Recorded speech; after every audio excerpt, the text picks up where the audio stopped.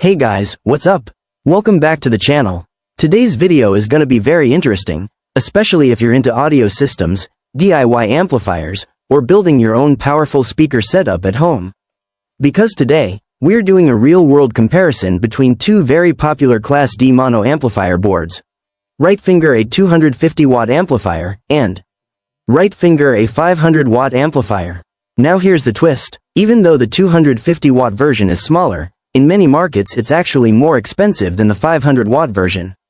So the big question is, Right Finger, which one is actually better? Right Finger, which one should you choose? Right Finger, and does more wattage always mean better sound? Let's break it all down, from real experience, not just specs on paper. In this video, I'll compare sound quality, power and loudness, voltage requirements, speaker compatibility, real-world performance, and who each amplifier is actually made for. Both amplifiers use Class D technology, both are mono-channel, and both deliver serious power when used correctly. So stay until the end, because I'll also tell you which one I personally recommend, and why. Amplifier #1 to 250W Class D Mono AMP. Let's start with the 250-watt amplifier. This one is commonly known as MLKIRS 2092S Class D Mono Amplifier Board 250W. Now don't let the 250 watts fool you. Yes, on paper, 250 watts sounds smaller. But in real life, this thing is very clean, very stable, and very efficient. High voltage power and voltage. From my real-world experience, Right Finger, this amplifier works best with DC 40 volts to 50 volts power supply. That's actually a huge advantage. Why? Because it's easier to find power supplies. It's safer to run, it produces less heat, and it's more stable for long-term use. You don't need extreme voltage to get good sound. Speaker compatibility. I've personally used this 250W amplifier with Right Finger 115-inch speaker. And honestly, it handles a 15-inch driver very well. The bass is controlled, tight, clean, and accurate. This is the kind of sound that audiophiles love. Musical note sound quality. Let me be very clear here. The sound quality of the 250W amp is slightly better. Not dramatically better, not night and day, but if you listen carefully, you'll notice cleaner mids, more controlled bass, less distortion at moderate volumes, more balanced sound overall. This amplifier feels more refined. It's not just about being loud, it's about being clean. Money bag price versus value. Now here's the interesting part. In many places, the 250W version costs more than the 500W version. Why? Because better component selection, more stable design, focus on sound quality instead of raw power. So yes, smaller wattage, but premium behavior. Amplifier #2 to 500W Class D Mono AMP. Now let's talk about the beast. The 500-watt Class D mono amplifier, often labeled as Mustpoint IRS 2092S 500W Mono Digital Class D Hi-Fi Power Amp. This one means business, high voltage power and voltage. From my experience, Right Finger, this amplifier requires DC 55 volts to 75 versus.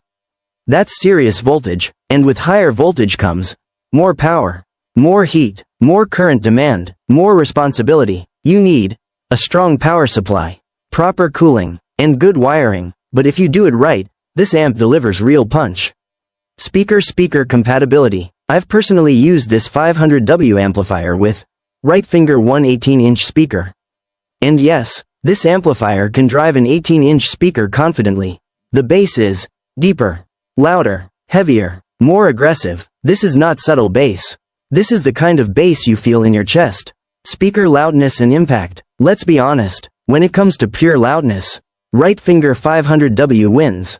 No debate. It hits harder, it moves more air, it shakes the room more. If your goal is parties, outdoor events, DJ setups, heavy bass systems, then yes, 500 watts makes a difference. Musical note sound quality reality check. Now here's the honest truth.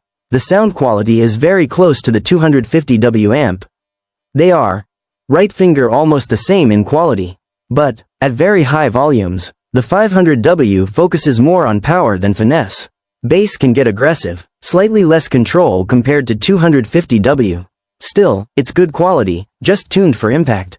Balance scale direct comparison 250W vs 500W, 930 to 1230. Let's put them side by side. Speaker sound quality 250W, slightly cleaner, more controlled. 500W, powerful, aggressive, still good quality. Fire loudness 250W, loud enough for most homes. 500W, louder, heavier, more punch. High voltage 250W, DC 40 volts to 50 volts. 500W, DC 55 volts to 75 volts. Speaker size 250W, perfect for 15-inch speaker, 1 unit. 500W, ideal for 18-inch speaker, 1 unit. Money bag price 250W, often more expensive. 500W, cheaper but needs stronger power setup.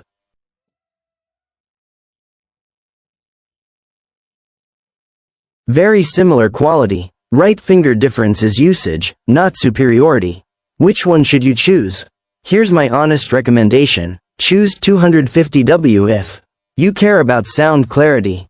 You want efficiency. You use a 15-inch speaker. You want safer voltage. You prefer clean bass over brute force. Choose 500W if you want maximum impact. You use an 18-inch speaker. You like heavy bass. You're building a powerful system. You're okay with higher voltage.